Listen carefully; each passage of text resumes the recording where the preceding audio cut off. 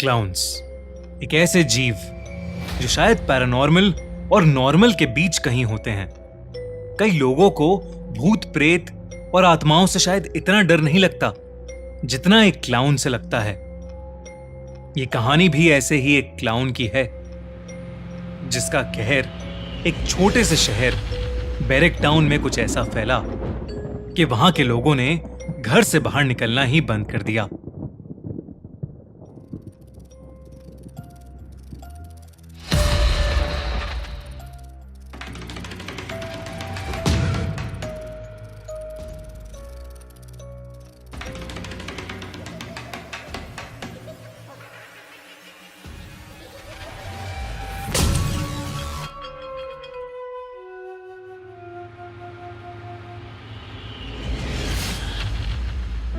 आज एना का बर्थडे है। वो पूरे 13 साल की हो गई है। उसके बर्थडे पर उसकी मॉम मेगन और डैड स्टीव ने पूरा घर सजाया है, पर एना ने सुबह से अपना कमरा ही नहीं खोला। एना, ओपन द डोर बेटा। देखो, तुम्हारे पापा और मैंने तुम्हारे बर्थडे के लिए पूरा घर डेकोरेट किया है।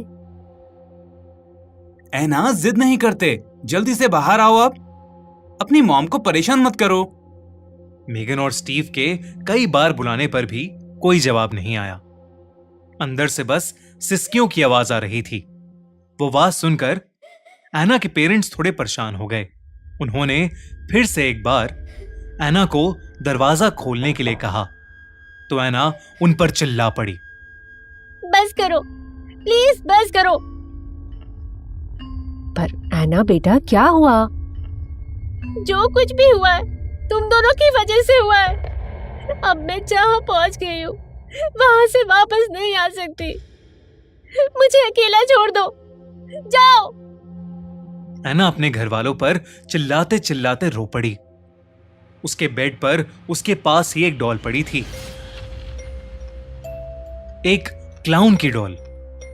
उसने उस डॉल को उठाया और रोते रोते गले से लगा लिया। लेकिन आज जो हो रहा था वो पहली बार नहीं था। एना वैसे तो बहुत ही हंसमुख और खुश मिजाज किस्म की लड़की थी, पर करीब 3 महीने पहले जब उसे पार्क में खेलते हुए वो क्लाउन डॉल मिली थी, तब से वो दिन ब दिन अजीब होती जा रही थी। लोगों से ठीक से बात ना करना, अपने पेरेंट्स पर चिल्लाना और अपने रूम में घंटों घंटों तक खुद को लॉक कर देना। एना ने अपने सभी दोस्तों से बात करना भी छोड़ दिया था। वो बस पूरे टाइम अपनी क्लाउन डॉल से ही खेलती रहती थी। पहले तो एना के पेरेंट्स को लगा कि शायद बच्चों के अंदर टीनेज की उम्र में ऐसे बिहेवियर चेंजेस या बदलाव आते ही हैं, लेकिन अब सिचुएशन थोड़ी ज्यादा आगे बढ़ रही थी। एना के ऐसे बुरी तरह चिल्लाने के बाद एना की मॉम मेघन के भी आंसू आ गए थे।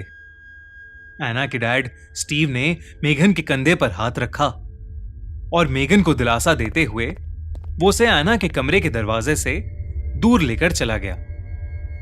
लेकिन एना के साथ अंदर कोई और भी था। वो क्लाउन डॉल अब एना के पास नहीं थी, बल्कि एना के पास खुद एक क्लाउन बैठा था जो एना के आंसू पोंछ रहा था। एना की जिंदगी में जो कुछ भी घट रहा था वो बहुत अजीब था, लेकिन उससे भी कुछ ज्यादा ही अजीब होने वाला था उस रात, जो बैरक टाउन के हर एक इंसान का दिल दहला देने वाला था। रॉबिन, एक टीनेजर, अपने दोस्तों के साथ हैंग आउट करके वापस घर लौट रहा था। शाम का समय था और मौसम थोड़ा बिगड़ने लगा था। एकदम से बादल गरजने लगे और आसमान में अंधेरा छा गया। जोरों की एक बिजली कड़की और बहुत तेज बारिश शुरू हो गई। रॉबिन को अब अपनी बाइसिकल चलाने में बहुत दिक्कत हो रही थी, पर वो किसी तरह आगे बढ़ता जा रहा था। लेकिन आगे बढ़ते हुए अचानक से उसके सामने कोई आ गया। कोई अपने हाथ में बड़े सारे गुब्बारे लिए रोड के ठीक सामने खड़ा हो गया था। वो कौन था पता ही नहीं चल पा रहा था, क्योंकि उसका चेहरा गुब्बारों के पीछे ढका हुआ था। रॉबिन को कड़कती बिजली और बारिश में कुछ भी ठीक से नहीं दिख रहा था। ताकि वो उस इंसान से टकरा न जाए, इसलिए उसने जल्दी से अपनी बाइसिकल का हैंडल मोड़ा और उसके हैंडल मोड़ते ही उसकी बाइसिकल रोड पर फिसल गई और रॉबिन धम से जमीन पर नीचे गिर पड़ा। गिरने की वजह से उसके पैर में चोट लग गई थी। रॉबिन नीचे जमीन पर गिरा हुआ था और जब उसने आसपास उस इंसान को देखने की कोशिश की जिसका चेहरा गुब्बारों के पीछे छुपा हुआ था, तो वो इंसान दूर दूर तक कहीं नहीं था। फिर अचानक बिजली कड़की और वो आदमी रॉबिन के ठीक सामने आ गया। Hello, surprise surprise.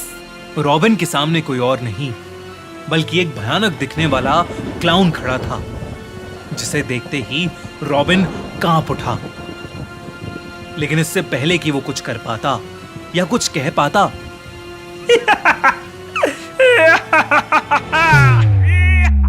जब रॉबिन देर रात तक घर नहीं आया तो रॉबिन के पेरेंट्स ने उसके बारे में सब जगह मालूम किया, पर कुछ पता नहीं लगा। जब कहीं से कुछ भी इंफॉर्मेशन नहीं मिल रही थी तो उन्होंने पुलिस को खबर की। पूरे शहर में रॉबिन की खोज शुरू हो गई। छानबीन के दौरान एक पुलिस कार उसी रोड से गुजर रही थी जिस पर रॉबिन कुछ देर पहले अपनी बाइसिकल से गिरा था। वो पुलिस कार एक जगह आकर रुकी। वहीं पास में रॉबिन की बाइसिकल भी गिरी पड़ी थी। उस कार में से 2 ऑफिसर्स उतरकर रोड के दूसरी तरफ के एक पेड़ को देखने लगे। दोनों के चेहरे का रंग पीला पड़ गया था। जल्दी से सर को फोन लगा।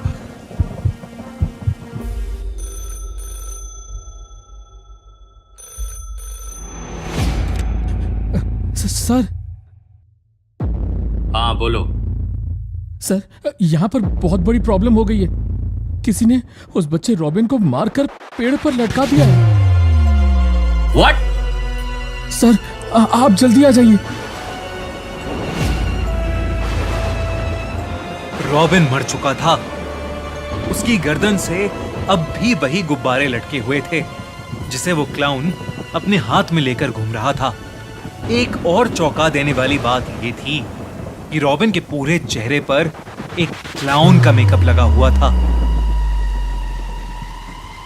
वहीं दूसरी ओर उस रात एना के चेहरे पर अब फाइनली एक मुस्कान थी और वो उसी डॉल जैसे दिखने वाले क्लाउन के साथ अपने कमरे में नाच रही थी। रॉबिन की मौत से पूरा बैरिक टाउन कांप उठा था, लेकिन किसे पता था कि रॉबिन की मौत तो बस एक शुरुआत थी। दोस्तों, ये था खूनी मंडे की पहली ओरिजिनल सीरीज द क्लाउन का पहला एपिसोड। क्या हुआ उस शाम रॉबिन के साथ? कौन है वो क्लाउन और क्या सच में उसी क्लाउन ने रॉबिन को मारा है या इसके पीछे कुछ और राज है? एना को भी एक अजीब सा क्लाउन दिख रहा है। क्या वो मेंटली अनस्टेबल हो गई है और हेलुसिनेट कर रही है, या उस क्लाउन डॉल में कुछ पैरानॉर्मल छुपा है? ये सब जानने के लिए चेक आउट द क्लाउन का दूसरा एपिसोड। और गाइज, अगर ये एपिसोड पसंद आया है तो इस वीडियो को लाइक करो, सब लोगों से शेयर करो और कमेंट्स में हमें बताओ कि आपको इस एपिसोड में सबसे अच्छी चीज क्या लगी।